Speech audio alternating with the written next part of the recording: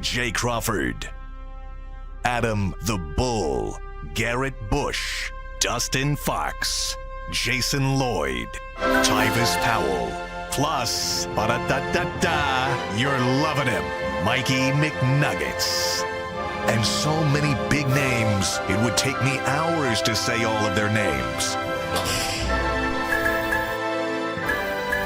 The ultimate Cleveland sports show starts now. Booyah! Happy New Year. Merry New Year. We're off to a weird start. Yeah. Yeah, you and me. What's up? Hey, how are you? Good to see you. How's your holiday? Happy New Year.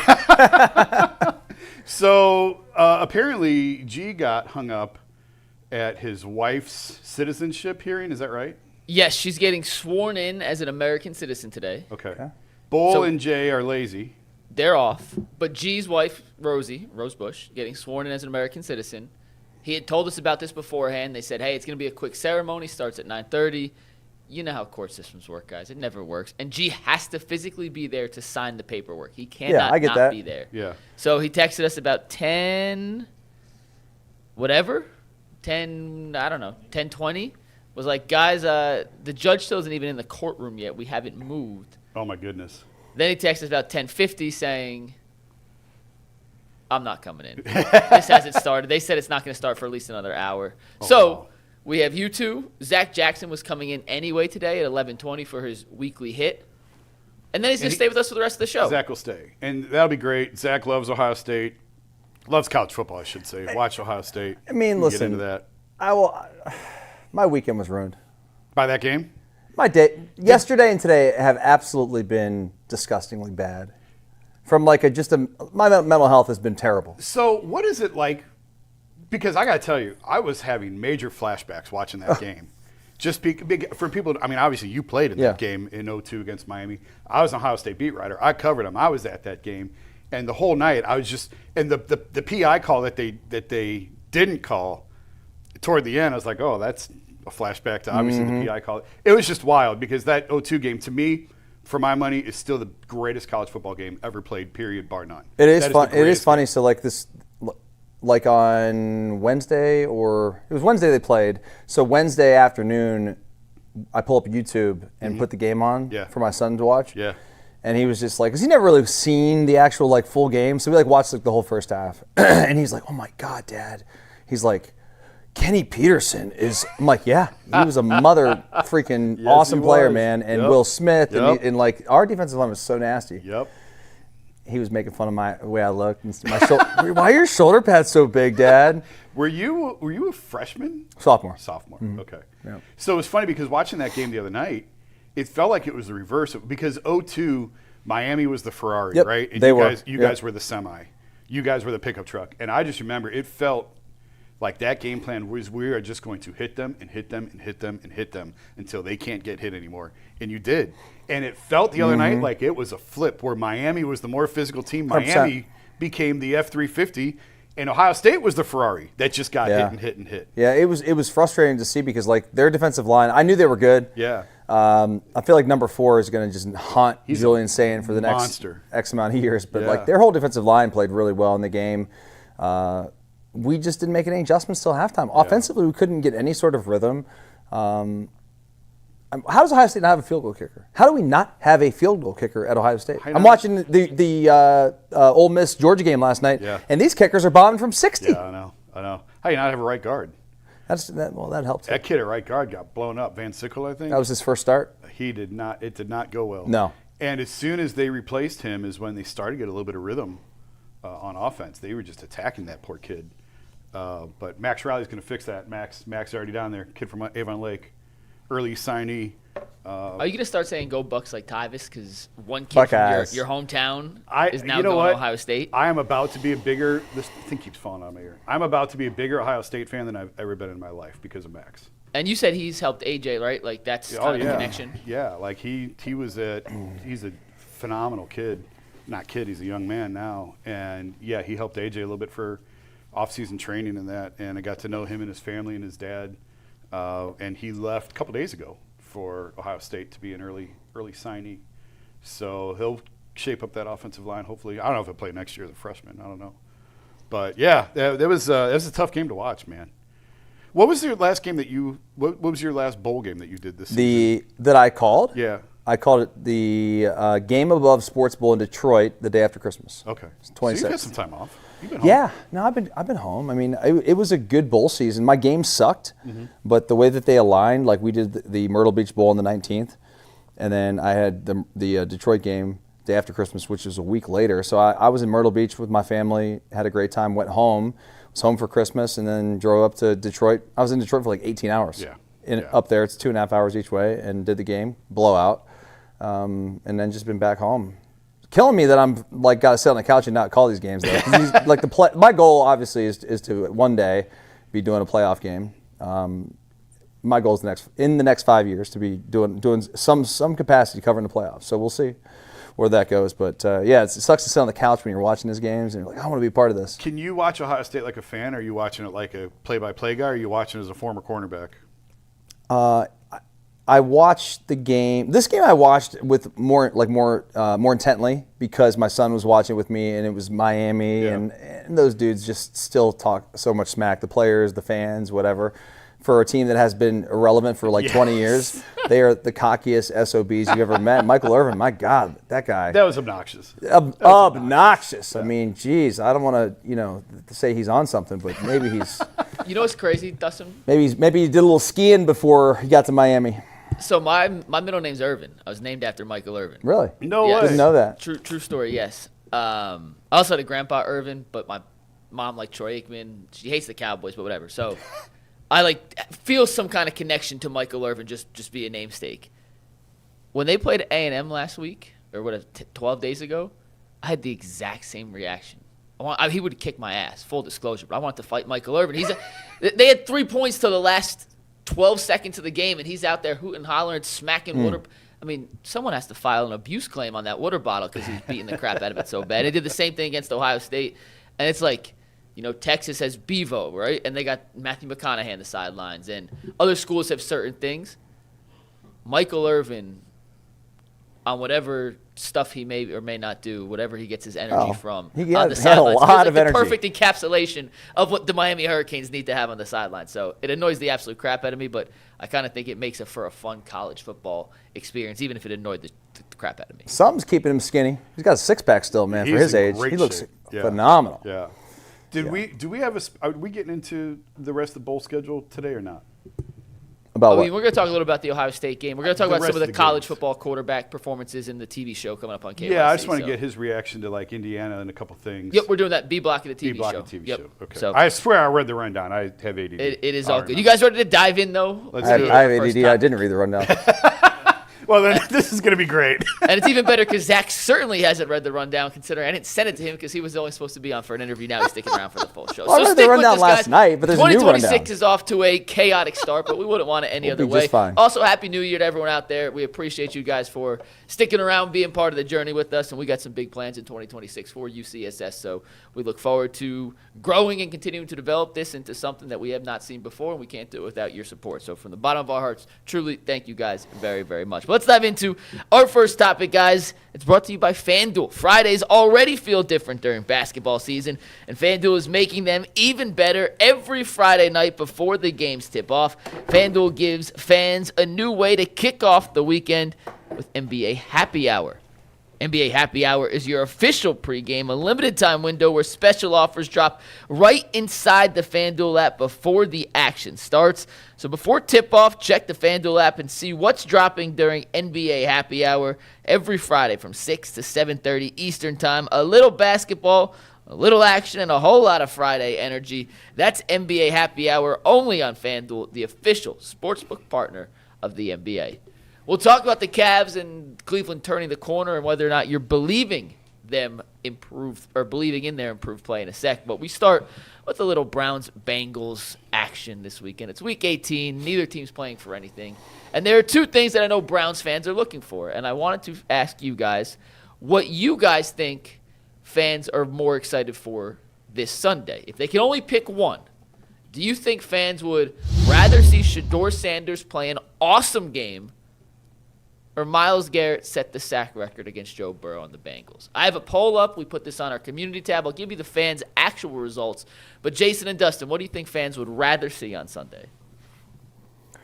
I don't think it's even close. I don't either. Myles' sack record. See, I went the other way. Really? Yeah, go ahead. You first. One of you guys is right. Well, And one of you guys is wrong. Oh, I would hope so. I went the other way. Go ahead. I just think that there's so much, like, the last couple games this past weekend against Pittsburgh, the prior week, like, against Buffalo, like, we've been waiting for him to break this record. Yeah. And now, like, there was so much time. Yeah. Like, oh, he's got 2 more weeks. It's Right. going to be fine. Well, all of a sudden, the time is here. It's here. And if he doesn't get it, like, dude, it's going to be super. I'm going to be on eggshells the second half of this game if he doesn't have a sack in the first half. Like, I pray that he gets it out of the way early, so that we can all just kind of relax, because I want to see him break it so bad. Yeah. And maybe I'm completely wrong. Like, maybe it's all the Shedorians out there that really want to see Shedeur play well in this meaningless game at the end of the year. But I don't. I'd rather see Myles. See, here's where I go the other way. I know everybody thinks like I hate Shedeur. I don't. I actually really like him. I've said that 100 times. I think he's a very likable young man. I just don't think he's been very good. But you say like we've been saying, Myles has time. He's got time. Well, I think he's out of time. It's too late. Like it was last week, because now if he breaks it, it's going to come with the asterisks, and now you're going to hear all about because he did the 17th game. Because he needed the 17th game to do it. Strahan said it in 16. Watt tied it in 15. Myles needed a 17th game to do it, so it doesn't count. It's fraud. Like it just is what it is. And plus, this has been such a lost season that it's time to look forward and stop worrying about now. So I think fans would much rather see this season go out on a note of the quarterback. I think Mike put in the rundown 300 yards and 3 touchdowns. I mean, fans held on to Deshaun's second half against Baltimore for 12 months. Can you imagine if Shedeur ends the season with 300 yards and 3 touchdowns, what that would mean for fans going into the offseason? Sure, but in terms of like something that is going to actually matter, people will look back at this game 20 years from now and remember that Myles Garrett broke the sack record. Like there's something significant about that, as opposed to Shedeur Sanders may never be the franchise quarterback ever. He may. What if they get a new coach and new GM and they move him out of here? I hear you, but I'm not saying they're going to. The question was the fans. What would fans rather see? I think fans would rather see Shedeur. I want to give fans. Maybe I'm giving fans too much credit. I think you are by thinking they're smart. Because the one that matters is Myles. You know, he's had such a great season that if he doesn't break this record, I think we'll forget how great the season was for him. Do you think ownership has made up its mind on whether Shedeur is the quarterback next year or not? No. How could they? I agree, which is why they need all the data points that they can get, which is why if he goes out and balls out Sunday, it's a meaningless game, week 18 against 2 teams not going anywhere, but it's more data points. And if he plays exceptionally well, and I don't want to get too deep into this, but we'll talk about it next week. But I reached out to the advanced stat guy that I use most and said, okay, why are his numbers so bad? Why are his advanced metrics so bad? And he really dug into them, and it really came down to 3 main factors. It was really interesting. I don't want to get too deep into it now. We're going to wait. We'll do it next week. Let him play this game out, get the numbers from this game, and then we can really lay out this is what he did well. And there are a couple things. I said, find me a couple things that he does really well, and there are a couple. And then find me why the number is so bad. Why? Because I saw a clip of Leroy the other day saying the eye test and the numbers to him don't match. Yeah. And I think I can help start to explain why a little bit next week on why that is. So that's just a little bit of a teaser there on because I do think it's a fascinating conversation. But if you don't have your mind made up on who the quarterback is for next year, you need all we know Myles is great. We know he's phenomenal. And frankly, if he gets the sack record, if he does or doesn't next week, who's to say he doesn't break it next year? Yeah, and do it in 16 games or without needing the extra games. So I just think for the future of the organization, I think there's more at stake on the Shedeur side than there is on the Myles side. It'd be cool if he gets the record. Yeah, it'd be great. It'd be one shiny object to come out of what's been a horrible season. I just think for future planning, it's better if it's Shedeur. But it may not make any. He could play great. It still wouldn't have any impact on what they do next year. In terms of what's more important for like fans, I think it's Shedeur, because then it's going to be, especially if he plays an exceptional game. Let's just use 300, 3 touchdowns. Yeah. And even we talk about the numbers. The numbers don't always matter. He can play awesome and only have 1 touchdown because they run him in from the 1 yard line. Right. But if he plays an awesome game, it is going to go a long way in a sports talk culture, because it's always what he's done for me recently, right? Like 100%. Against Carolina in the preseason played well, and that was the only thing that mattered until the Rams game, and he did not play well against the Rams. And the Rams thing was the only game that mattered because it was the most recent and latest data point. If he comes out and has his best game of his 7 starts in his final start, I do think it's going to lend a lot of momentum towards we can build off this. If he doesn't play well, then it goes in the opposite direction. So what's more important? I think it's for Shedeur. What do I think fans want to see? I think because this season's been such a catastrophe, and I haven't even looked at the results yet, so we're going to do it. When Zach gets in, I'll give you the results. I honestly do not know which way the fans are leaning in this one. I think not the silent minority, but the loud minority are the Shedeur fans. They're here for Shedeur, not necessarily Browns fans. Right. I think Browns fans, true diehard, last 30, 40, 50 years Browns fans, would rather see a record. It's been such a miserable season that they can hold their hat on, hey, even in this misery, Myles did something that's never happened. 17 games be damned. I thought Bull made a really good point earlier in the week that the only people who will care about the asterisks on it are Steelers fans and people trying to defend TJ Watt. Yeah. In general, I don't know. you if break that's the record, true. you break the record. don't So know I if think that's most true. Browns fans, and we'll get the result in about 5 minutes, I'll read you the results. I think most actual Browns fans would rather see Myles break the sack record and start, or at least put a stamp on this season of, yeah, it sucked, but we have that. We have this that will go down in the record books for the rest of the time. I don't know. It's an interesting debate. I still think it's Shedeur, but I don't agree with only people are going to care as Steelers fans. Like, history's going to show he needed 17 games to do it. The other guy did it in 16. Yeah, but the fact that it came in the record breaker came in the 17th game. I just also think that, well, the only thing constants change. Yeah. In life, right? We've had more, baseball plays more games. Basketball plays more games. Basketball didn't have a 3-point line back in the day. Now it does. Right. The NFL was, obviously the passing has changed with the penalties, and it's become more like, so the game's ever evolving, and I just don't think people will look back and be like, man, they're 17th, because I don't know, maybe for next year, maybe for now, maybe in the short term, I just don't think, because by the way, we're going to 18. Oh yeah, 100%. Yeah, but you mentioned baseball. That was a big thing with the home run record and stuff, with Roger Maris. He did 144 games.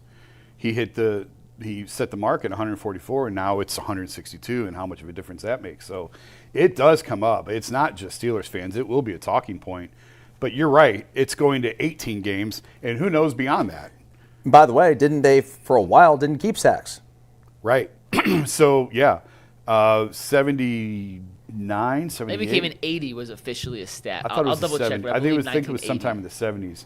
Because there's a Browns player that had 23. I mean, were they keeping before they sacks became like when the official. Purple People Eaters were out? I don't even think they were. No, that would be an interesting case study. In 82, by the way. 82? I thought it was the became 70s. an official NFL statistic. Who's the unofficial? I know it's a Browns player with 23. Give me 1 sec. Look on NFL Reference. It's got it there. It's got the official record and the unofficial. I can't believe I'm blanking on who had the record with 23. Al Bubba Baker. Al Bubba Baker. Yeah. In 78. Yeah. And wouldn't it have really helped? Who makes great ribs, by the way. Was it Matthews that would have helped out if they kept stats on him? Probably. Oh, for sure. For his Hall of Fame Yeah, case. for his Hall of case, Fame case, yeah.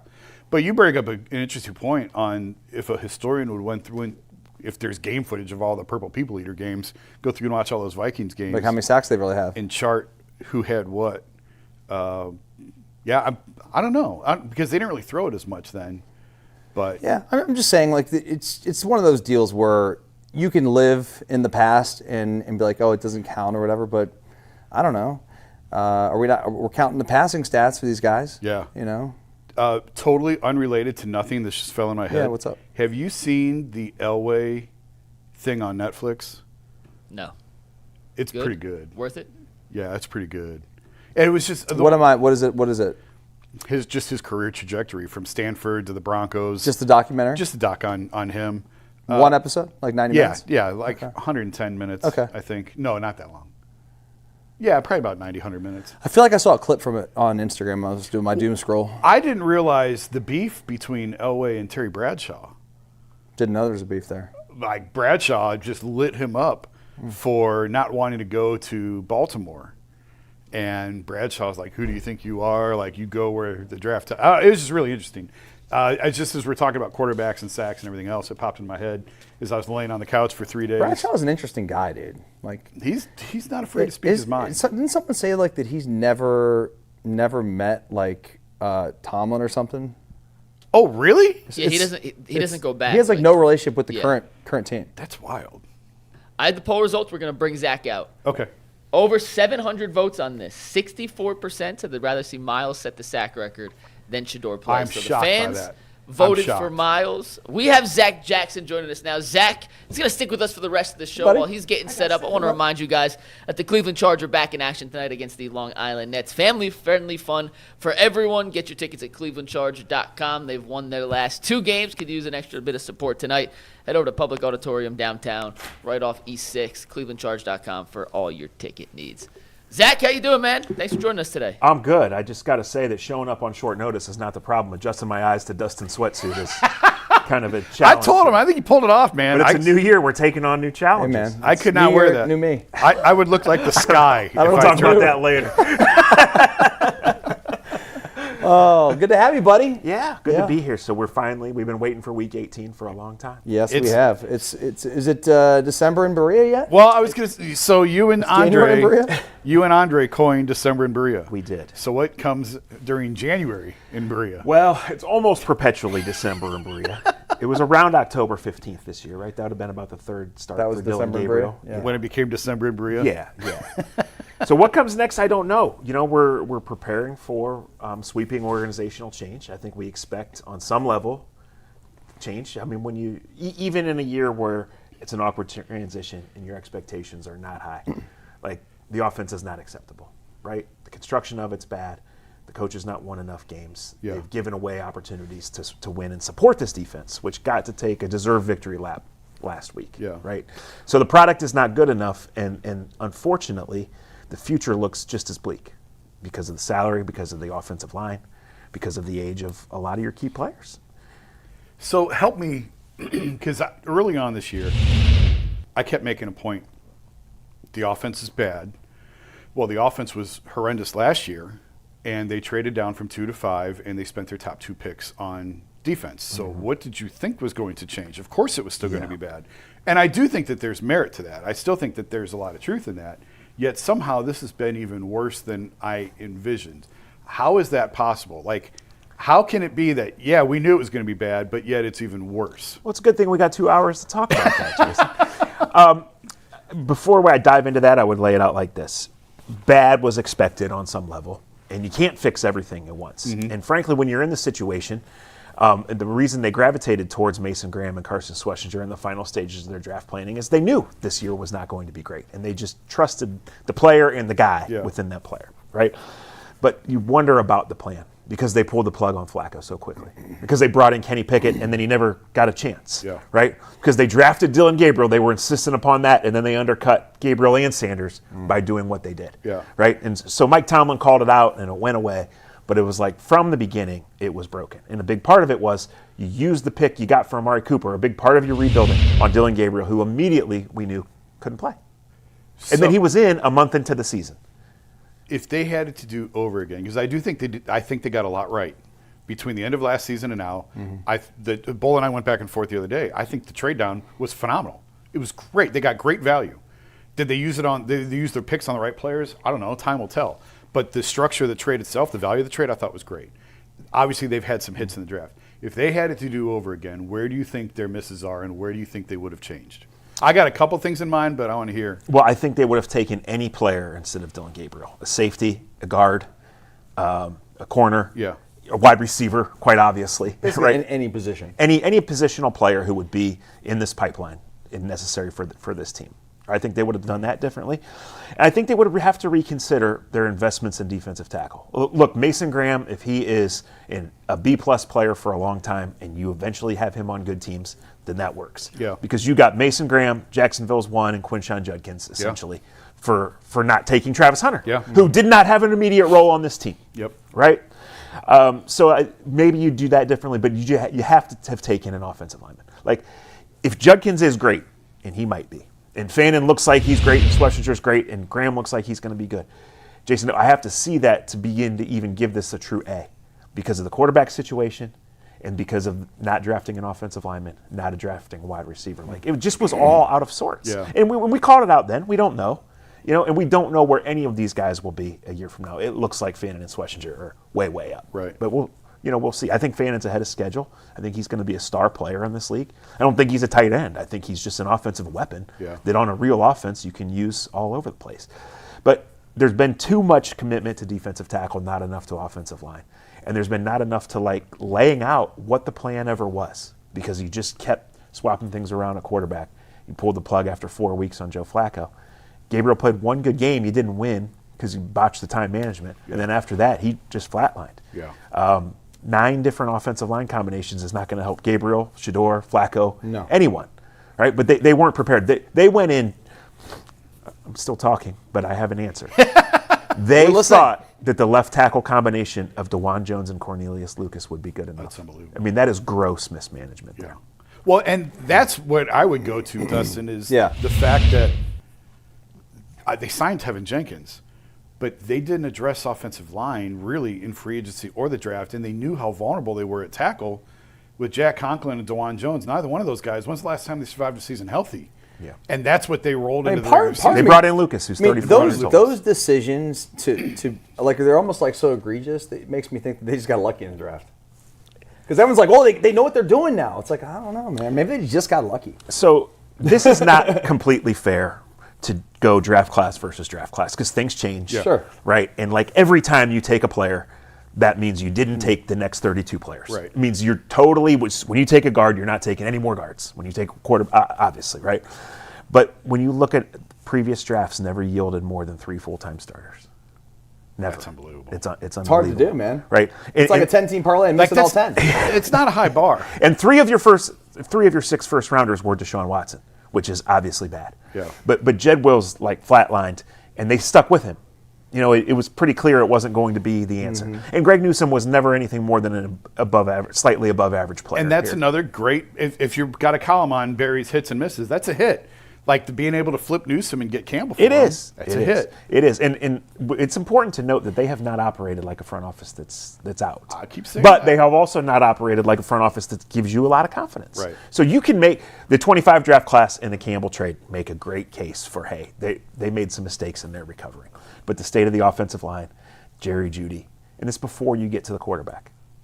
The state of the offensive line and the state of the receiver group would be enough to put any GM that hasn't been winning games on a hot seat before you get to the quarterback. And this quarterback resume is Deshaun Watson and Dylan Gabriel on top of other guys who Flacco gave you something. Shedeur gives you some interest for the future. DTR. Right? Jameis. Yeah. Yeah.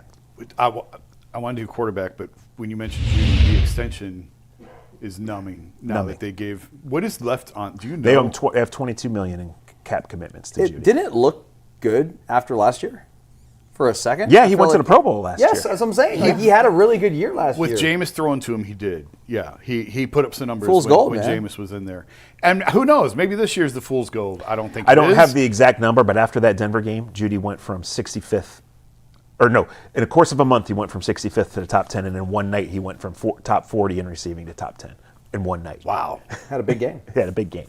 And it was part of a good stretch. It really was. But they were not an NFL offense before Jameis came in. Remember, Cedric Tillman, we didn't ever see him even on the field. Yeah. And then he had a couple good games before he got his concussion. But he's not done it. Isaiah Bond probably can play in the NFL. He's just a guy, right? Like they drafted Thrash in the 5th round.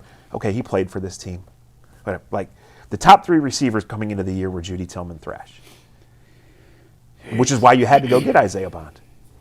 The GM didn't talk to the media after the Isaiah Bond thing, after the Flacco trade, after trading a starting corner at 11 o'clock at night on a Wednesday. Yeah. then bailed on his bye week press conference. I'm usually cautionary to people to say, let's not read too much into that, media or obligations and anything. But I think that's a guy that didn't want to face the music because he knows he's out. Well, we'll find out in about 72 hours. Is there going to be a Black Monday? Yeah, or Sunday night. So, like, there's no way that it's status quo, right? You would think not. I mean, I just don't. You would think But everything we think with Cleveland just tends to I agree. kind of go the opposite way. Even people that I've asked, Dustin, that I trust, Yeah. that I've known for years, and they've worked for good organizations or bad or whatever, that's the caveat. I'll tell you what I hear, I tell you what I feel, but no one really is willing to put a firm prediction on what's going on. Well, here's the thing with them. Like, Jimmy finally admitted what I think a lot of us kind of knew behind the scenes when he said they went home Friday night, they were not going to take Shedeur. And all of a sudden, Saturday morning, they wake up, let's take, like, that's a pretty big pivot to make for an organization. The Saints were the loudest team in saying we're not taking Shedeur, kind of on the background, bracing their fans. But the Browns on Friday were willing to say, don't look for us to be a Shedeur team tonight. That's not in our plans. And then Saturday morning. That's why this team is so hard until it becomes official. It's so hard to predict what they're going to do. Because literally in 12 hours, the plan changed. In 12 hours. No, you would think in any normal functional organization, these decisions would have been made by the 1st of December. Yes. Right? We've traveled this road. Do you think that when Jimmy Haslam goes to bed tonight on January 2nd, that he's not sure what he's going to do? I don't think that, but I think if you look at last week, and I think if you look at it, I think there's a chance. Just the whole body of work, I think there's a chance. Okay, let me reframe the question. It shouldn't be that way. Is there a chance that Jimmy Haslam goes to bed tonight thinking he knows what he's going to do, but it does something different on Monday? Well, I think, sure. If they blow out the Bengals and look great. There should be nothing that happens in this game that should change his mind. I agree. About what Just he's like going last to week. do. Like I said, these decisions should have been made on a 2-year body of work, basically by the 1st of December. And obviously you're playing a rookie quarterback, and you want to see how guys finish the year. Yeah. I had to write a piece for The Athletic this week on, like, Tomlin and Harbaugh and these legendary coaches that could be out. And the thing that I couldn't wrap my head around is this narrative that, well, the loser might get fired. I'm like, guys, they've coached 300 games in this. Yeah. You think this one game is going to determine if they stay or go? Like, that's ridiculous. We have to go back 18 years to the last time the Ravens made a coaching change. But Billick kept kicking to Josh Cribbs, that was it. That was the last coach. Yeah. And the decision was made that the Ravens did not win enough games that year, so it was time to move on. Bill Cowher and Brian Bill. So for 2 games, for 2 years now, the Browns have not won enough games. Yeah. And like this year was always an awkward transition year. This was always, hey, we have to have realistic expectations. We have to start moving forward. And they have done that. And that's why if you make a case for the GM, you can say, hey, this rookie class is good, but there's still a lot of holes. Well, and there's still a lot of misses from the past. That's where I sort of struggle because I said last week I thought they'd win about 5 games. I thought, and now they've lost some games that I thought they'd win. And the Packers and Steelers last week, they won some games I didn't think that they would win. So if by chance they beat Cincinnati, which I don't think, who knows? It's a coin flip. It's 2 teams playing for nothing. Who knows what's going to happen? And they get to the end of the season and it's 5 wins. Part of me is like, well, they did exactly what I thought they were going to do. But then part of me is like, yeah, but the road that they took to get 5 here. 5 wins is hitting the over, by the way, on the projected win total. There you go. It's 4.5 to start the year. But the path that they took to get here was so that it's like, oh man, could you really go through that again? It's always that, Jason, but I would counter argue by saying that this season's been too predictable. You knew the offense would stink. You knew the defense would be good. You knew the quarterback thing would be a mess. Yeah. I came in, I said, I got one prediction, guys. It's going to be the 3rd straight year that they play at least 3 quarterbacks. 12th time since 1999 they played at least 3 quarterbacks. Wow. Joel, 22 is the number. Myles has 22 sacks. Joel has blocked for 22 different starting quarterbacks headed to what might be the last game of his career. While we're talking draft and last year's draft and everything, Adam and I got in an argument a few weeks ago, and it was funny because, like, we were just talking about quarterbacks, and I said, what do you want to do? And that's when, like, everyone was real high on Quinshawn, and I still am high on Quinshawn, and obviously Schwetzinger's played out was mine. And I sarcastically said, well, too bad you wanted to take Tyler Shuck. And by God, I'm sitting here watching Tyler Shuck play. I'm like, I don't know, maybe they should take Tyler Shuck. Okay. Going to be rookie of the year, right? Do you think there's go ahead? You think there's buyer's remorse in the organization that they missed something on Shuck when they No, I had don't. him at the top of the and second I round? actually understand this. Tyler Shuck never made the final cut of their quarterback thing. They never went They sent the quarterback's coach and the O coordinator to work him out. The full group never went, and they never considered him. They just thought that he was too old. Yeah. That he had holes in his game. That makes sense. Yeah. However, the fact that he was available in the second round, the fact that you were always on a bridge, if he is that guy and was capable of providing a level of competence, then you still missed. Right? And then we always said, like the Jackson Dart thing, the Tyler Shuck thing pulls it. They made the decision, we're not in the Tyler Shuck business. He's old, he has injury history. We don't think he's going to be great.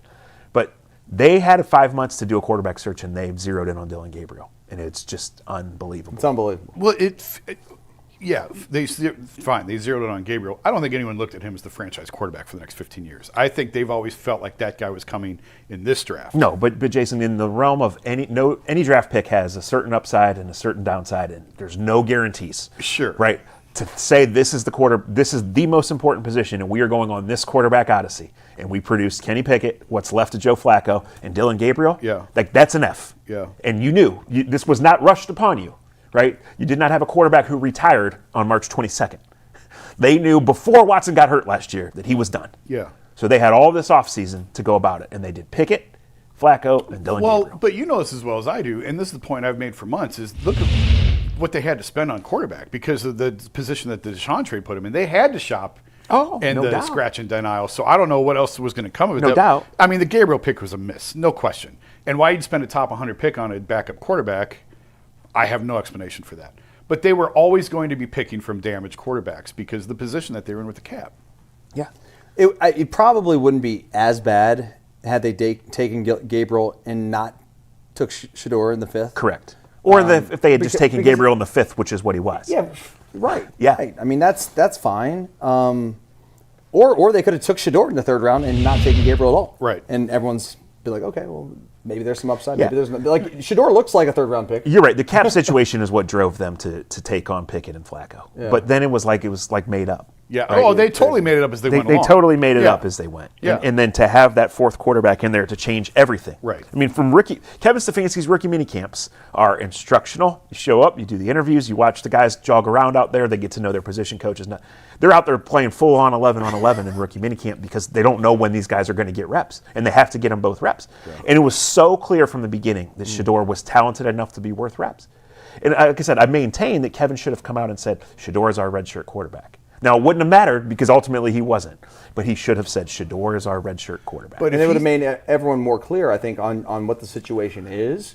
And it would have lowered everything, all the BS that's out there, the questions, the narratives that Stefanski doesn't like him. Right. And, go into joint practices and wondering why Tyler Huntley's getting reps and Shedeur isn't. But if he says that, people will lose their minds and say you're not even giving the kid a chance. How can you? But that's what they're give him a saying. chance? But that's why we're having that discussion because that's what people are saying anyway. People think he got no chance. Right.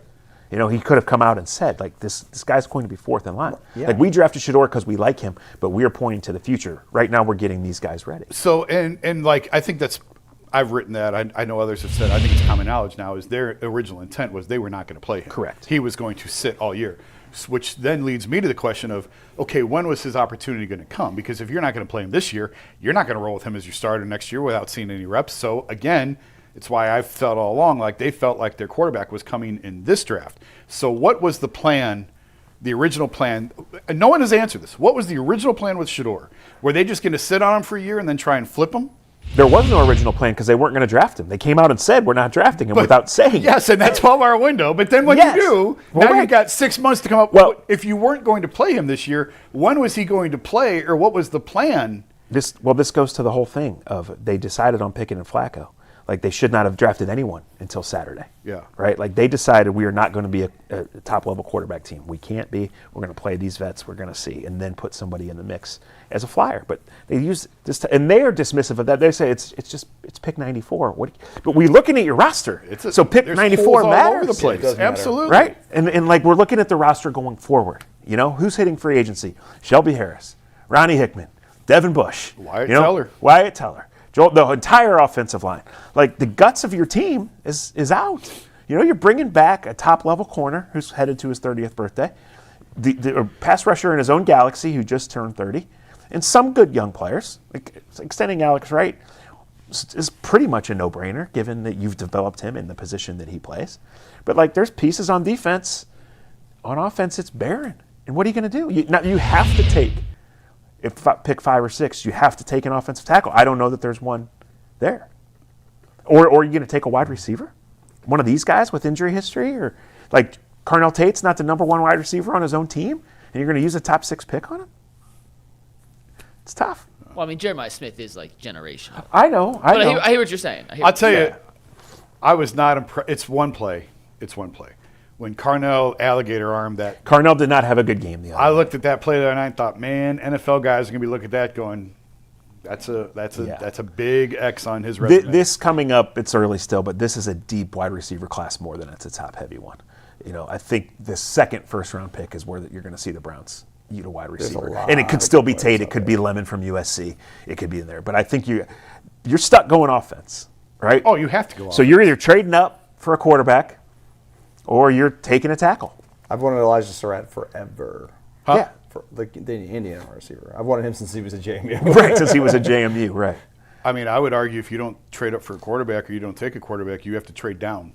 Yeah, right. Because and then you get an offensive lineman. Yet again, kick the can down the road Right. and set up to take a quarterback in 27. Right. So you can pencil DeWand as a starter next year because he's under contract for 1 more year. And like you've seen KT Leviston grow, like they made a trade to get him he wasn't supposed to play this year either, right? But your own evaluations of other guys is what put him on the field.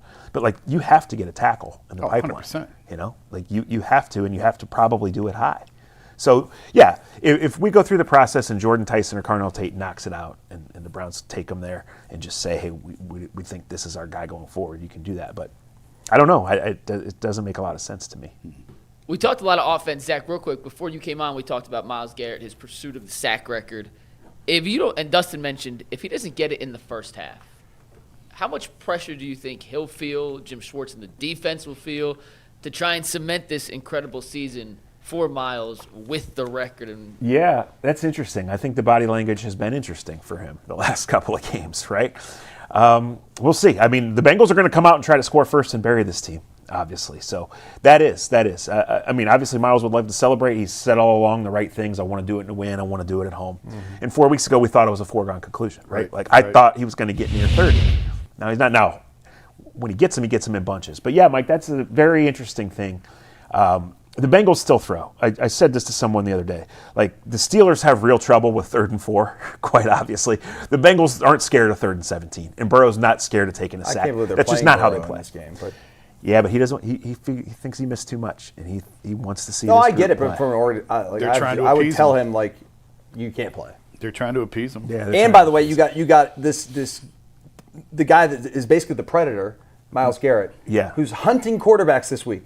Like, I don't know that I'd want Joe Burrow out there. Yeah, I do think you'll see some tweaks to what they do, but like I said, they are not afraid to take sacks. They are going to throw the ball. Well, they're not down like the the field. Steelers who wanted to. They sacrificed their freaking season Yeah. to not give him the record. Yeah. Early on, they I think schematically, I'm not trying to be an X's and O's guy. Yeah. They needed to throw the ball to Kenny Gainwell. Too often they were using him to double team Myles. Yeah. And it was like, He was just okay, trying well, to what are you chip. going to do? Throw to Scotty Miller? 3 times in a row to Marquez Valdez-Scantling? Yeah. Well, we saw the result. And then Browns deserved to win that game. their Browns big, their dominated big tight that end game. got hurt. I mean, that hurt him. That too. hurt him for sure. He's an incredible animal. cartoon character. Yeah, he is. Were you listening earlier to the first topic? Did you hear the first topic? What do you think Browns fans would rather? Shedeur 300 yards, monster game for Shedeur, or Myles get the sack record?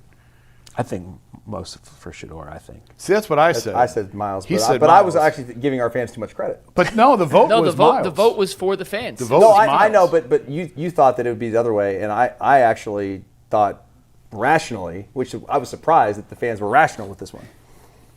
But you think Shedeur? See, to me, I joked that. Look at how much mileage people got out of Deshaun's second half against Baltimore. They clung to that like oxygen in their lungs for 9 months. If the lasting memory of Shedeur is a monster game against the Bengals, I mean that'll be it for fans for the entire offseason. I agree. I think even the most ardent Shedeur fan has to understand that if he's the starter next year, it's more by default and lack of options than how he's played. But what could change that? A huge game. A monster game. A monster game, right? Like, I think I'm not disappointed overall in how Shedeur has played. I don't think he's played great, and I understand all the reasons why almost no quarterback could succeed. So he definitely has enough skill to be worth development. I think every opportunity, practice and game, is big for him and going forward and showing you. So certainly the last 12 quarters, I've been largely unimpressed, but I understand the caveats, and I don't expect him to have a big game. But you're right, that's the one thing that could change the discussion, if he just goes out, especially without Fannin, and lights it up. How much does Jimmy trust himself to pick a new front office and or head coach? That is a really interesting question, because there's a good chance that answer is almost zero. And that could weigh into the thinking.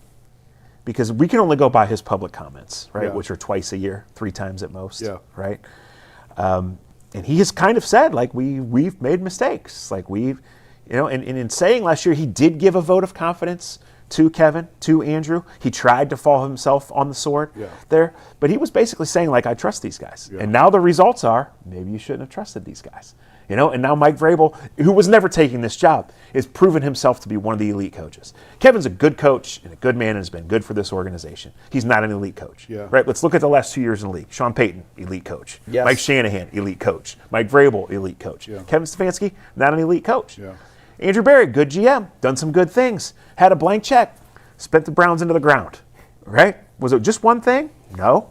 Did he come back with a good draft class? Has he been the guy here to know the inner workings and know these players that they currently have inside and out? Dorsey had this thing on a silver platter for him. Yeah. They extended everybody. They extended the kicker. They extended Jack Conklin. For what reason? Right? Like, going reason. on and on and on. I don't know. I don't think we discussed this. One thing that I found, I think it just came out, actually. I think it just happened. This news that the Dolphins have brought on Troy Aikman to help in the GM search. I actually think it's a really good idea. I'm not saying Troy's the right person, because I don't know. Mm-hmm. But a former quarterback who's had success in the league. But more importantly, I don't think people understand the access that these announcers get. God, dude. You're the perfect one to speak to this. Okay, so this is my point on this. Why do you think I get so many texts from my degenerate friends? But this is my point. In the NFL, and I was actually just talking to an NBA guy this morning about this exact topic. Nobody talks. You're in your own silo, and nobody shares how they do things from team to team to team, because they're all trying to protect their secrets. So none of these teams really interact. But you guys, the broadcast team, has like full access on game weeks to all of the buildings, to all of the personnel. You're getting the game plans. Yep. You guys know who's good and who's not. You know the head coaches and the assistants that are next 100%. in line. So it's actually freaking brilliant that I think that you go find somebody, and again, they have to know what they're doing. Romo, Aikman, that category of person who understands the game at a high level, understands who's good and who's not, and just the access that you guys get, you on the college level, the NFL, they're doing the top games every week. They're doing the best teams every week. So they have access to the GM, the assistant GM, the coaches, positional coaches. They know the entire league. I actually think it's a brilliant move to go get somebody like him. Well, we get the access, and we get these coaches. We get a lot of honest moments, and we also can like learn things about these guys as people that, like, you never know. Like, there's one coach that, just a funny example is, like, this coach was a total D-bag, and high level Power 4 coach, no longer a Power 4 coach anymore, by the way. But, like, we're in the middle of a production call, and he hangs up on us, says that he's got to take a recruit call in the middle of this, and then never comes back. Wow. And I'll tell you guys off the air. But, like, it's just, I know forever that guy's a total, that guy I would never hire. Yeah. Would never. And you learn the same thing about players. And these guys know and have these relationships built up with these teams and with these coaches and players that, like, and you don't get that information by spilling your beans all the time. So you have to build the trust. Right. But now, all that information he has, he's getting paid by the Dolphins to give him some information. Yeah. So maybe, by the way, now it may hurt his access going forward. Same with Tom Brady.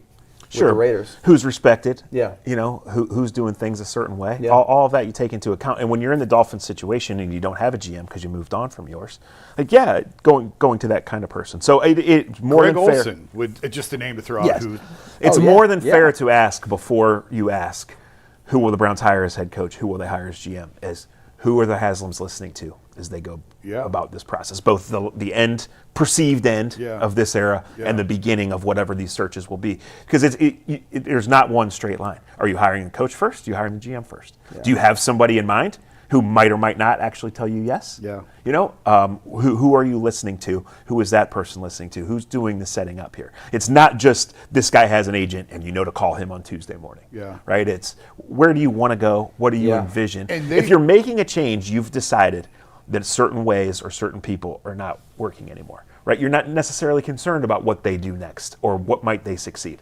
So do you want something totally different, or do you have a person or persons who you contact who said, look, I need this kind of GM. Yeah. We're in this kind of mess. What do you think? Yeah. Go to I'll it. tell you right now, I've got two buddies of mine who are in the NFL in a front office role that text me about my games all the time, about certain players, because they know the games I'm doing, and they ask me.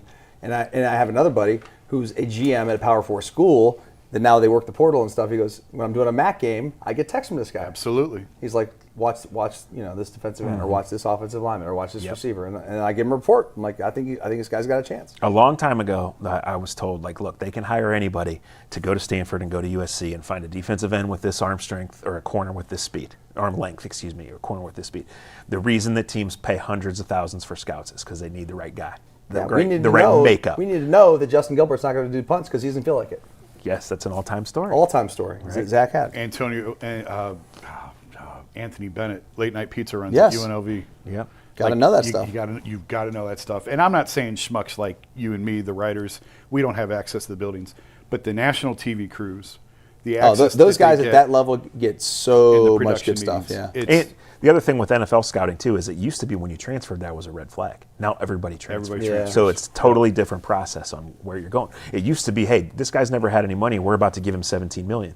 Well, now they're sort getting of paid understand it. before that. Yeah. And just an important point to make on all this. I know they've been doing work on possible replacements. 100%. It doesn't mean they're going to make a change, but you have to do the work ahead of time. Mm-hmm. And they have put in the work. But it's interesting how far in advance and separate from that, like I've talked to NBA teams when they're making a head coaching change a month, 2 months before the end of the season, you start scouting potential other guys, and you send your assistant to go sit behind the bench of X team to watch how they interact with guys. Like when you are going to make a change, a drastic change like GM or head coach, these teams start putting in the work well before. It's not like they're going to fire these guys on January 2nd or January 4th and say, all right, well, now what are we going to do? Like they've already got lists, they've already got names, they've already got a plan in place of where they want. It doesn't mean they're going to get who they want, but they've got the names compiled already. And this is why it's time for a change. They had 5 months that led them to Watson. They had it all this time to do this background. They chose it. It failed. They had 5 months last year to find another quarterback. They didn't produce. Like, this is a results business. It just is. Not one person will think Kevin Stefanski got a fair shake if he gets fired on Sunday night or Monday. Nope. What It's does 6 that years, matter? dude. Yeah, right. He didn't win enough. Yeah. Here's your whole pile of money, Kevin. Yeah. Well, he's got a lot of money to lot. hire the How moving many games bands. did he end up coaching here? He's coached over 100. They are 44 and 56, I believe, right, Mike? Yeah, I think it's 100 on the dot. Yeah, they're 44 and 56 headed to Sunday. Barry Stefanski That's a Browns. pretty good sample size. It's a real years, good sample man. size, right? 7 and 34. You're under 500 for 6 years. 7 and 32. I mean, the last 2 years destroyed that. or record, 7 and obviously. 25. Excuse me. Yeah. Okay. The only thing I would say, when he's had competent quarterback play, they've been pretty good. Coaches get fired because they have bad 2 years at the end. Absolutely. And again, I think he's probably going to go, and I think he probably won't be sad when it happens. Put I it think that Kevin way. Stefanski is a decent football coach, a good football coach, and will probably get another opportunity one day if the Browns didn't break him. I know we got to get to this Cavs topic, but I'll just say this: Cleveland broke Kevin Stefanski. Oh, broke him. absolutely. And he threw his hands in the air this last half of the season, in my opinion, and basically said, "I just can't wait till the season's over." Yeah, like I'm leaving here whenever we're done to go to what It's could the- be it's his the final co- Friday it's the press Coach conference. O. It's like, what door do you want me to walk out? Well, what am I supposed to ask him to get any kind of answer? Nah, nothing. I think he's a decent coach. I've never thought he's going to Hall of Fame. No. He's a decent coach, and he's a good man. Yeah, And he's a good man. There has not been enough of that combination in that building over the years. No, I mean he's done the good Lord's work in that building because And he's kept a lot, I think, internal that he could smear the hell out of the franchise if he wanted to. Maybe he will one day. That's why there's gag orders in these contracts. Kevin, here's your $30 million. Don't talk. Not that he wouldn't. Yeah. He won't. He won't. But they could find another decent coach who's a good man. They haven't had a lot of success finding that combination. Doesn't mean they can't run into another one. They can find another one. Yeah, I mean, it's the second day of January 2026, right? Do I have that right? Yeah, we do. Yeah, it's right there on that screen. Like, honestly, the most honest evaluation we're going to get of this Cleveland Browns group is around Halloween 27. That's the next time they can expect to be consistently competitive. And that doesn't match the timeline for Denzel Ward and Myles Garrett and some other guys. That's a shame. But as far as like being a real AFC North contender, the middle of the 27 season is what I'm looking at.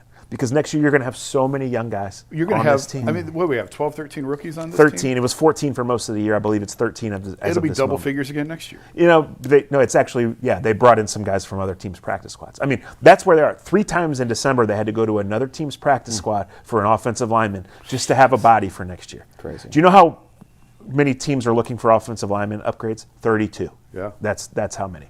Like, there's a Matt Kidd starting at left tackle for the 49ers, right? Because, like, this is what happens. Trent Williams is out. Yeah. Hey, you played at OU. You're ready. Yep. We invested in you. We're trying to develop you. And you're going out there. We're playing for the number 1 seed. Be Trent Williams, by the way. It's not out of the question that half of the roster next year, half of the 53, is first or second year players. Yeah. Oh, no doubt. Because they'll pick up a couple guys who were cut this year, that were rookies this year. Sure. They'll pick up. No, that's what I mean.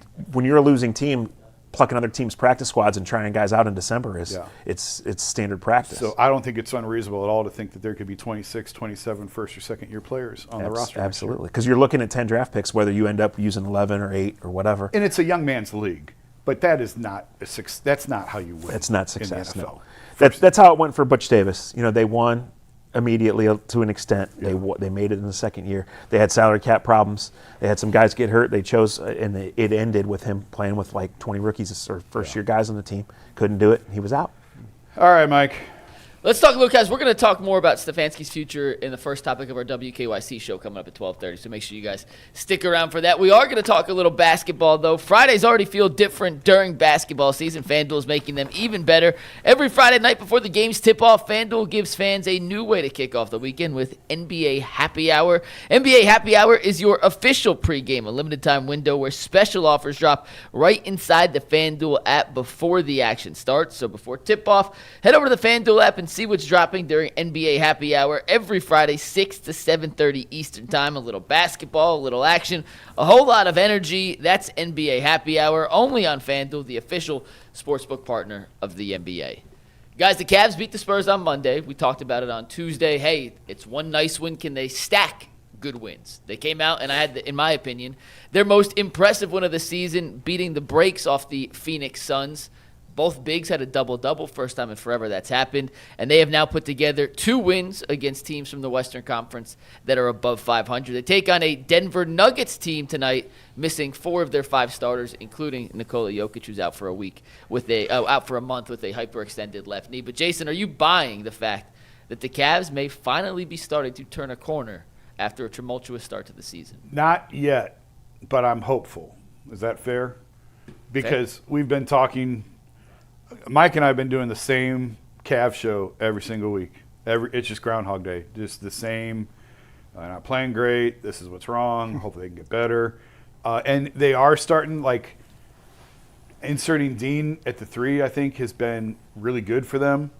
And it's funny because that really is what it popped last year when he was in there in that spot. And it seems to be working again. I think defensively he's really good. He's a better rebounder than he gets credit for. So certainly they've shown positive signs. That's a good win tonight. If they can beat Denver tonight, even without Jokic, that's another good win. And if they just stack good performances, they are about at the time where we and Donovan had said it's time to go. Like, if we're still having these conversations in mid-January, the end of January, that's a problem. Well, we're pretty much there. So if it's time to hit the gas, now's the time to do it. So I'm certainly encouraged, but I can't sit here and say all their problems are fixed yet.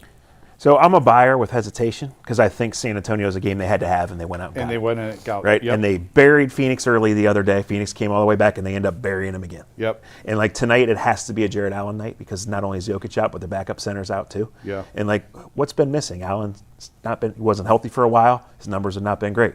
So getting everybody back, just having everybody together, or mostly everybody, they're still missing some guys, right? Like, I'm a partial buyer, and I do think it's the important time. Like, who cares what happened in November and early December in the NBA? Correct. Especially when you have this kind of team. Correct. But now, when you don't play well, Yeah. right, and you do melt on Christmas with everybody watching, what's your response to that?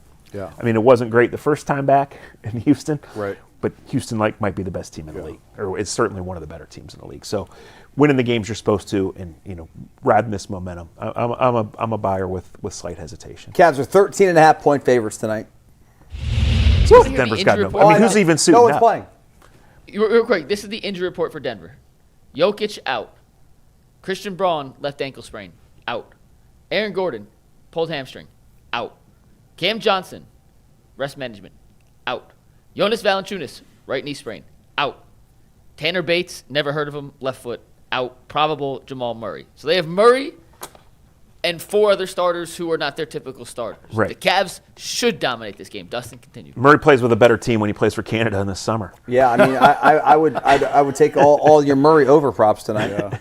No, I keep saying this, guys. I'm not looking to have any answers today on January 2nd about this team. Every year, the last 2 for sure, this time of year, we're like riding high. I feel like this is a team that is going to just make the run in the postseason. I kind of rather them go through these growing pains now, as opposed to doing it, trying to figure things out in the postseason. It's not like they're all banged up right now. They've got some injuries, but for the most part, they're relatively healthy. Figure it out, guys. I mean, go through a rough patch, and then hopefully by the All-Star break, we understand this team's going to be better with what they've got, or they got to make a move. Mike, what have they figured out?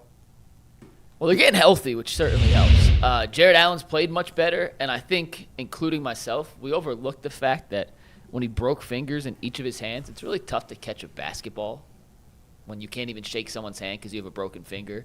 And his offensive game and his offensive efficiency has skyrocketed in the last week and a half, as he said, hey, I finally have feeling back in my fingers. I could catch a basketball again. Darius is as healthy as he's looked in 8 months now, Jason, whatever the timeline is.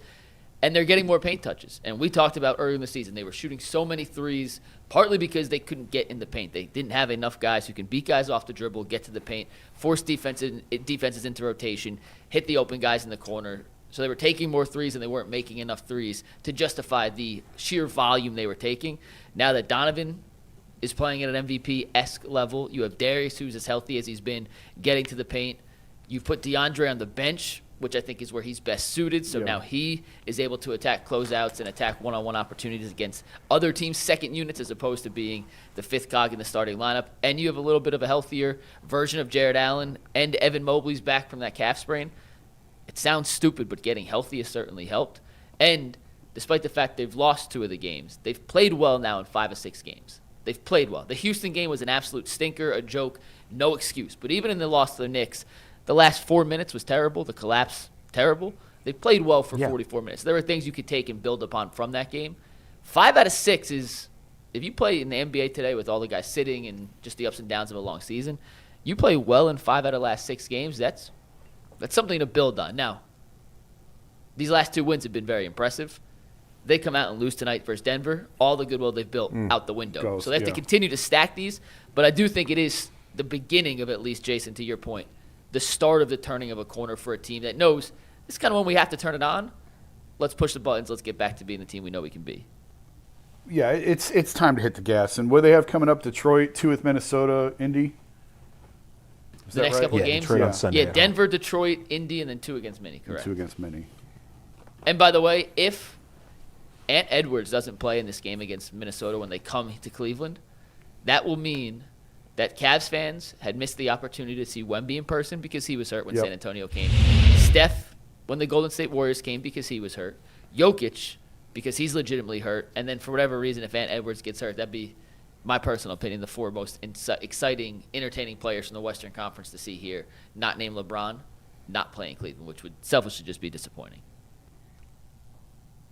Yeah, I was trying to think, Luka. But yeah, to your point, I mean, injuries are a huge thing in the NBA this year. It's been one of the biggest talking points. The league is very, very sensitive to the topic of games and calves and not the Cleveland Cavs calf strains.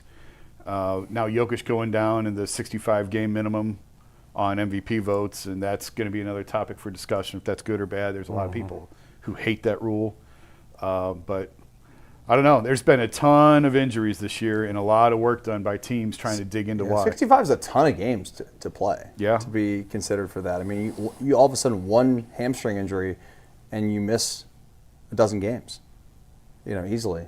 And Jokic, what he did the other night, was it Christmas Day? The 55, The 16 55, and 15 15 game. and 15, whatever it was. And this guy plays all the time. I know. He does. Like, all the time. He's unbelievable. Like, I think Barkley said that was like the greatest performance he's ever seen by a player. He's mastered. He doesn't miss. He's shooting 44% from three. He, Yeah. by the way, is on pace, and as long as he doesn't miss more games after this comes back in a reasonable timeline, he's on pace to become the first player ever to lead the NBA in rebounds and assists in the same If it was up to me, I'd go to bed at 9:30 every night. But when Jokic is playing in the playoffs, I stay up. Yeah. Because, he was carrying that. They had nobody. Right? They couldn't even sub. And he was out there doing it last year. And it wasn't the first time, obviously. He's incredible. You're not going to miss many prop bets when you take his overs. Right? And seriously, you could bet him. He could be like have like 8 points at halftime, and you have over 30. Well, he'll points. dominate a game scoring 16 because he'll have, And 12 assists and 20 rebounds. He'll also have like a 16-point quarter where he just takes every shot and doesn't miss. And he looks like he'd rather be anywhere else Yeah. than what he's doing. But hasn't he averaged playing like almost 80 games a year, Mike? Like Yeah, gotta be he's something never close missed to more that. than 10 games in a season. yeah, So it's crazy. Well, he doesn't move very fast. Mike, who Fast is enough. center 3 and 4 for Denver? Who's going to be I'm out literally there? looking that up right now. Because I'm Great trying to question. think. Like I know some random stuff, but I don't know who that is. Gordon still there? Valanciunas is the backup, but he's obviously out. Yeah, he's out. Deron Holmes, Dayton legend, Oh, Yeah. there you go. is in line to make his first career NBA start tonight. Yeah, he missed his whole rookie year, right? So Yeah, this with is the his torn first time ACL. playing. And Zeke Naji is their other Zeke backup. Naji. Never He's- heard of him. He's been around for a while. I've never Yeah, heard Zeke's of him. But not- he's like the 13th guy on the roster. Exactly. I don't know. All right, we got one more topic to get to, guys, before we head over to WKYC. We talked Cavs. If you want to see the Charge tonight, they're at home taking on the Long Island Nets in a G League clash. Head over to clevelandcharge.com. Get your tickets. Family-friendly, affordable, fun for everyone. clevelandcharge.com. Hey, Mike, that place is awesome, right? Like It is incredible. Public I've hall? been to, I think, 6 games for the Charge this Yeah, year. I've seen the pictures. I have not been in there. I've only seen pictures. Well I worth don't know the story behind why they're playing there, but it looks like this. It looks like AI made a basketball court Yeah. in some amazing. Well, I know Eds theater. and Ignatius are playing there tomorrow, Okay, cool. and I know there's been a push to play some high school tournament games there because looks it's like awesome. the It's best. awesome. I mean, the Wolfstein is the worst venue in The history, worst. and this place is right down the street. It's so good. Like, why Yeah. not make it happen? It is awesome. Go tonight. I will not be there tonight, but if you go to a Charge game, there's a good chance you'll find me there. I will be at a different basketball game tonight where my wife has decided that my New Year's resolution is to no longer cuss at the high school basketball Going to games. the green game. Yeah. So we're going to see how that goes. You'll see Chris there. I would take the under. You won't make it through the second quarter. All right, Dustin, our last topic on the YouTube show today, I'm just going to ask, Yeah. what the heck happened? You Oh, know we're what talking I'm Ohio talking State? about. Yeah, what the heck happened, man? Who gets the most blame for this loss? I think coaching matters. I think we definitely got out coached a little bit in the first half. I don't have any intimate knowledge of what's going on in the field or on the sidelines, but it hurts having a right guard that's never really played. They're really, really good up front. That's probably as good as Indiana, if not better, than Indiana. The front four. We don't have a kicker. That's a problem. I think that there's a little something that we're missing, and I hate to denigrate Ryan Day. I'm really not trying to denigrate him. The guy's a phenomenal coach. He's really wins every game he coaches, but like it just feels like in these big moments there's some sort of killer instinct that we're lacking. Yeah. Maybe it's the coach, maybe it's the players. I don't know, but I see it from other teams. I see Cignetti has it. Yeah. I mean, that guy could be up 40 points and he's gonna look like he's down 40. And I don't know. What did you see? Well, I think the quarterback played like a freshman. He did. It know. was the first time. But, it's a playoff game for him. First one. I thought Ohio State would win big, but my So did one I. concern was Miami was good enough on both lines to give them fits. Miami won the line of scrimmage for most of the night. Ohio State, obviously, even outside the pick six, had some opportunities they didn't capitalize on. And they're trying to come back. The kicker doesn't help. And I do think there was just an overall tightness. I don't think it was the same team in the back half of the year. So was it complacency? Was it just the shuffling on the offensive line? Was there something else going on? I don't know, but it clearly wasn't the same team. from a certain point on. No, and listen, their quarterback, I think he's not the best in the world, but he's a veteran. He's played a lot of football, and our quarterback had not played in big games like this. And Carson Beck has played in some monster games. Yeah. So He's been around he's been a bad quarterback for a long Yeah, he time, has. but he's still standing. and they might be a national champion quarterback when Right. it's all said and done. Right. Have you ever been in a game where you're playing defense? You get in the game, you're like, uh-oh, wasn't expecting that, or they're more physical than we were expecting, or more. How do you make that adjustment mid-game when you get in the game and all of a sudden things are happening that you guys didn't plan on or expect to happen? I mean, you have to try not panic because you might get into a situation where you're like, okay, they've got guys. Yeah. It felt like that's what I played happened. a bunch of those games. Like, do you think that Purdue should have been in a game with us? Oh, No, too. man. Do you Yeah. think that Illinois with John Yeah. Butcher at quarterback should have been in a game with us? Hell no. Yeah. And you got to find ways to gut through it and figure it out.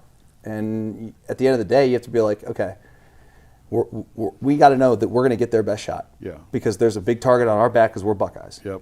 And those dudes know, and they've heard it for 20 freaking years, how Ohio State killed the U and all these things. And they came into the game hungry, and the target was on Ohio State's back. Ohio State should have known that. Yeah. And when they got into the dogfight, they should have been like, okay, we should have expected this.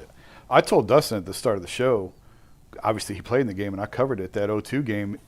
Miami was the Ferrari and Ohio State was the pickup.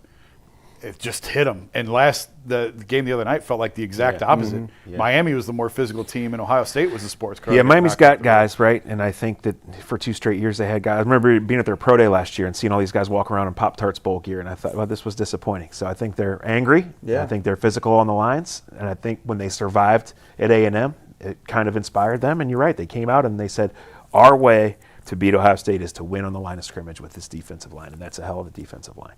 You know, it's crazy. I mean, the committee got it right by putting them in ahead of Notre Dame, but this is the last team in, and they're in the semifinals. Yeah. And they've earned it.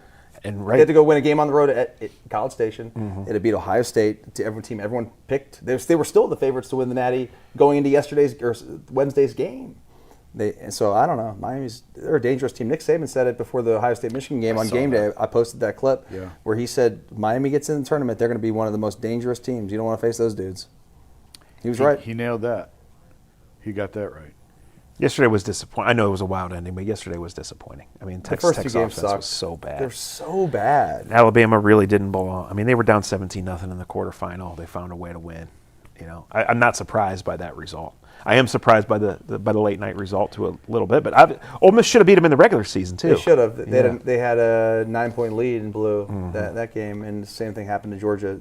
The exact opposite. I don't know, guys. I mean, listen, I've enjoyed the playoffs. Certainly, I think that there have been some mismatches, some one-sided games, but that's going to happen in any time you have a tournament where it's not just the BCS number 1 versus BCS number 2. Right. Hey, the hottest team wins more than the best team wins. Yeah. And Ohio State, That's I think, sports. spent the back half of the season thinking they were the best team, and they certainly weren't the hottest team for whatever reason or reasons. Yeah, and listen, you can make all the excuses you want about, hey, the layoff was a factor. They didn't play in 23 days or whatever it was, and maybe it was the case, but, you know, Indiana didn't play either. Make one quarterback point based on this playoff. Like, whether you're a Shedeur maniac or a Mendoza person or you don't think any of these guys are good, there's not enough quarterbacks right now, right? So that all matters. If Trinidad Chambliss comes out in this draft, even though he's small, he'll be a later pick, like that matters. Whether Dante Moore is in this draft or next, like that matters. Like Shedeur eventually being a player for somebody, whether it's here or not, like there's not enough. They need him. And teams have to invest in them. Teams have to develop them. Teams have to clearly evaluate them. So the easy storyline is Mendoza truly a number 1 pick. Will Dante Moore come out or not this year or next year? He doesn't seem ready to me. He's super gifted. Also, the guy who wears number 16 in Austin, Texas, Yeah. looked pretty good against Michigan. He sure did. He got a lot better as the season went on. Yeah. No one really talked about that because it was all about what he did against Ohio State early in the year. They lose to Florida. Like, that was Arch Manning. Arch Manning now all of a sudden looks like a player. By the way, he ran like 21 miles an hour on that touchdown. Like He's some got some team wheels. thinking that Drew Aller's still worth developing. You know, that Is he gonna matters. transfer? He's in the draft. He does not have. Oh, he came out. He used up. Yeah, he's out. He's That out of sucks for him. eligibility. Right. It seems like guys stay forever, but he's out of He eligibility. needs to go to a good team that doesn't need to play him right now. Right. Go and sit. Dane Brugler insists he's a top 100 pick. He probably should be a top 100 pick. I would put him on a team like the Chiefs as your 3 or 2, and then let him work his way and see what happens. He's still rehabbing. I'm interested to see if he's going to be in Mobile just hanging out. He won't be able to play. Hey, is Rocco Beck transferred to Penn State? Every sign points that the Penn State quarterback entered the portal. I saw that today. Yeah. Hey, Dustin, real quick on Ohio State. I know there were points during the season when we asked, and I think we did it on the show, is this 2025 team better than the championship team that won it all last year? Obviously, different paths to get to where they're at. Yeah, that team had Will Howard. If this team has Will Howard, they don't lose to Miami. Do you think, in retrospect, now that we know how the season ended, this Ohio State team was a little overrated at certain parts of the year?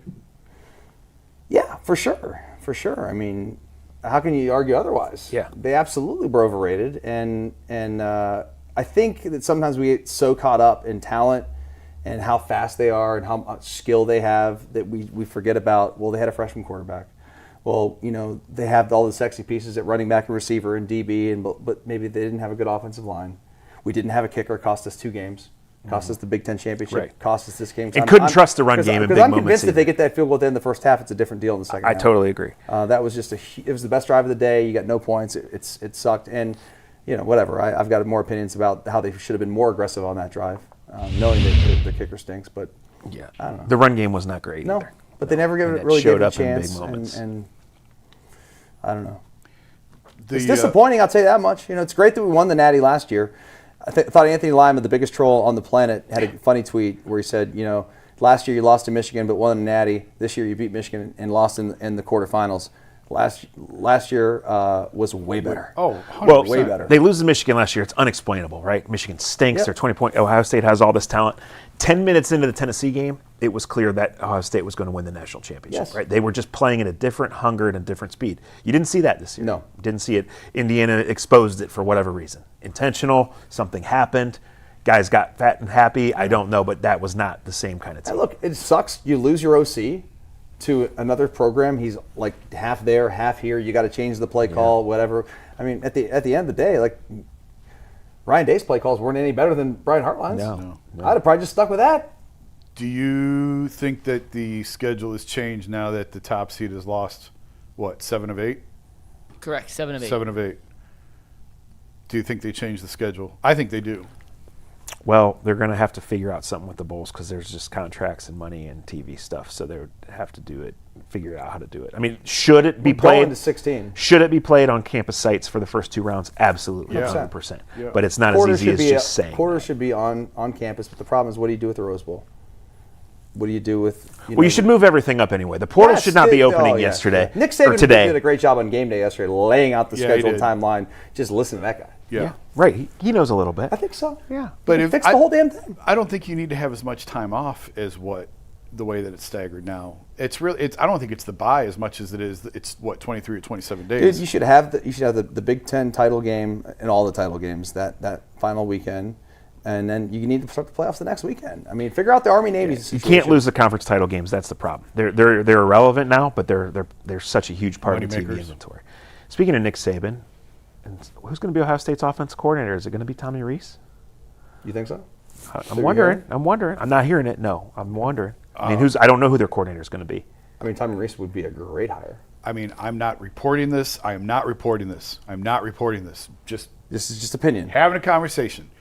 Is there any chance he's the Browns' next head coach? Oh, I thought about that about 3 weeks ago. Didn't say it, but I thought about it. Just because knowing how they think and knowing, we had Kyle Shanahan in the building, we let him walk.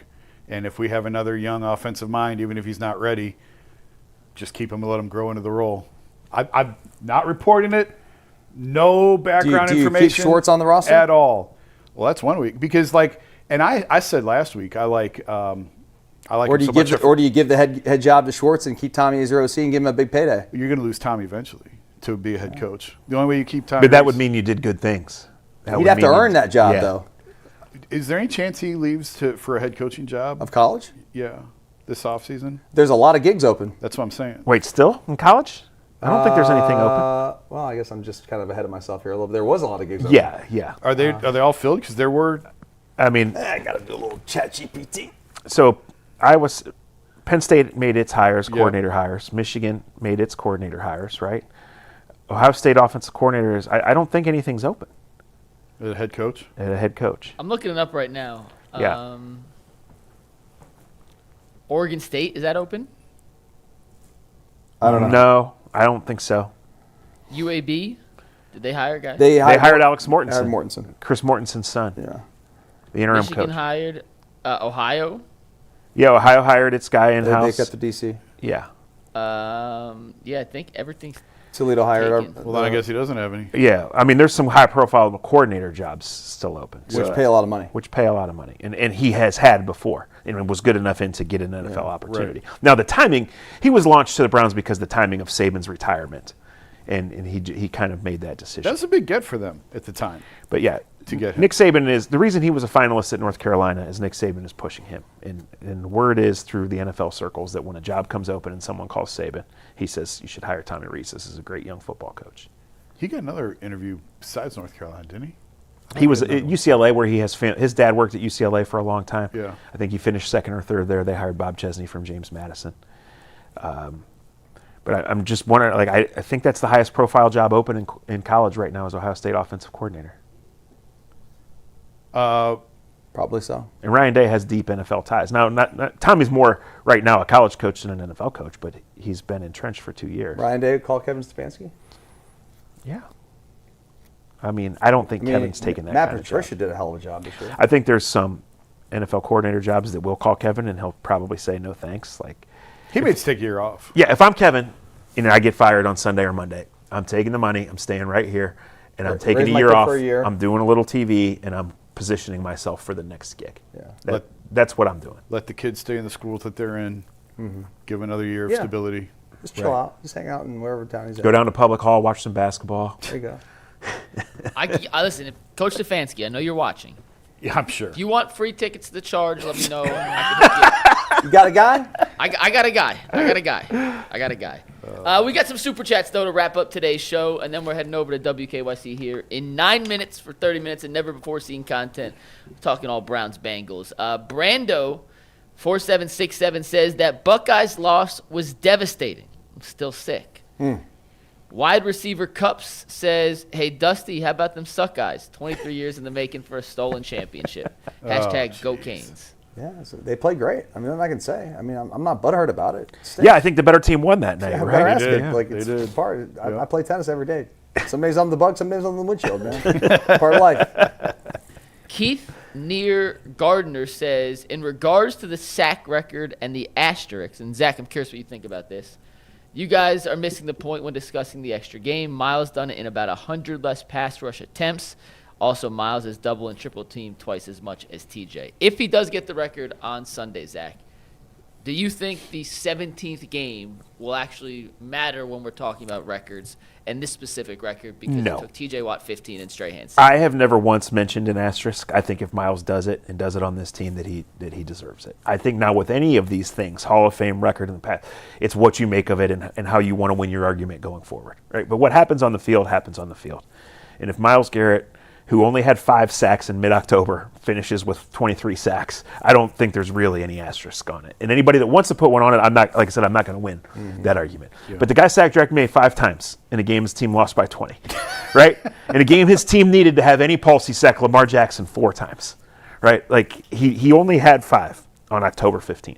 That's crazy. And so he's been awesome. The argument with, I think you're 100% right, Dustin, the Steelers sabotaged their own selves and their own season in a way. But also, I'm not sure how much different it was than the way they played him before or the way other teams have played him all year long. The defensive player of the year to me, outside of Denzel Ward last week, and Myles in general, is Devin Bush in Las Vegas, makes a sack.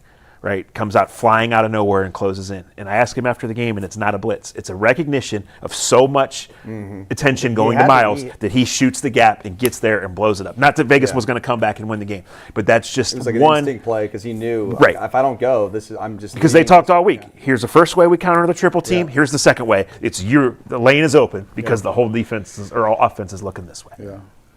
All right, next super chat. Cass Spears says the Elway documentary was excellent. He also had a very good interview on Shannon Sharp's podcast. Yeah, I enjoyed it. And they didn't totally clobber the Browns. They showed the drive, but it was only a small piece of it. And they totally glossed over the fumble the following year. Brian Wally says, Jason, I love tuning in for your perspective, but I got to call you out on this one. How are you sure you can move on from Shedeur when you said all season you can't judge rookies with this team's talent? I'll tell you next week. Honestly, I'll tell you next week because when you see where he's at historically against the others, it's all in odds and it's a calculation. Like everything in the NFL is odds based, right? Everything in sports, you make decisions based on odds and calculations, and this is in that as well. And I get it when you say things like 6 games, it's too small of a sample size. Half of my brain agrees with you. And then the other half of my brain sees everything that I pulled up this week, and it's like, yeah, but here's all the data. It's right here. And now you have to make your decision based on that. And we'll go over it next week. And the reason Jason won't tell us now is he's going to write it in The Athletic, and The Athletic pays him a lot more than we do, so they get first dibs on Jason's. And honestly, I haven't put it all, like I have all the raw data, but I haven't put it all together yet. All right, Mikey Mike 00 says Quincy Carrier mentioned Myles would break the record in far fewer pass rush snaps than Watt and Strahan since the Browns never played with the lead. Jab 9237 says Zach, if Shedeur is the starter, that means God allowed it. Yeah. Sly, we got 2 more. Sly 0422 says, man, even in 17 games, Myles still has way less true pass rush opportunities than the other 2. And King Savage, the Elite, says, and Jason, I'm curious what you think on. I know what you're going to say, but I'll ask you this. King Savage says, Darius for Kyrie Irving. Mavs get younger, Cavs go all in. I mean, I would take Kyrie back in a second, actually. I mean, take the. He's obviously coming off an ACL injury, so that's the big unknown. Yeah, but hypothetically, how would Kyrie fit into this locker room? I mean, Kyrie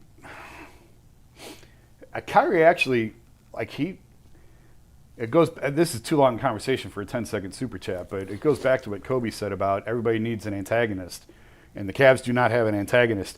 Kyrie would be the antagonist. There's no question about that. He'd have no problem holding that role. All right, well, in 3 minutes and 45 seconds, we're heading over to WKYC. You can watch us on the WKYC Plus app if you don't live in the greater Cleveland area. On the docket, we're making our official predictions if this is Kevin Stefanski's final game as the Browns head coach. What to expect from Shedeur? Will Myles get the sack record? And what we thought of Fernando Mendoza and Dante Moore in their college football playoff quarterfinal performances yesterday. And as always, we close the show with our pre-written headlines predicting what happens before the game even kicks off. That's coming up at 12:30 on WKYC and the WKYC Plus. We'll see you there in 3 minutes. Peace.